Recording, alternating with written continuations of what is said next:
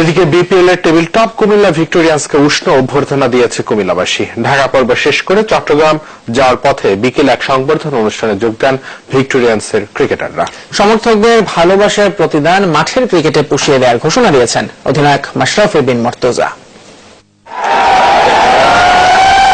এমন ক্রিকেটীয় উন্মাদনায় উত্তাল কুমিল্লাবাসী, যার উপলক্ষ বিপিএল এর দল কুমিল্লা ভিক্টোরিয়ান্স।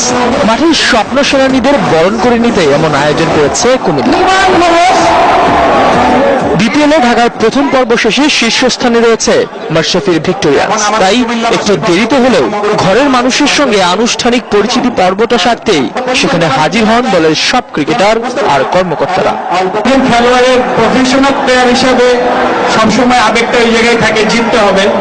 তো ওই জায়গা থেকে আমি মনে করি যে যেখানেই খেলি না কেন জয়ের বিকল্প কিছুই ভাবি না। শেষ পর্যন্ত সাফল্যের ধারায় থেকে কুমিল্লাবাসীর এই উৎসবকে মহা উৎসবের রূপ দেওয়ার কথা বললেন দলের অন্যতম কর্ণধার মুস্তফা কামাল। আমি জীবনে পরাজয় বিশ্বাস করি না।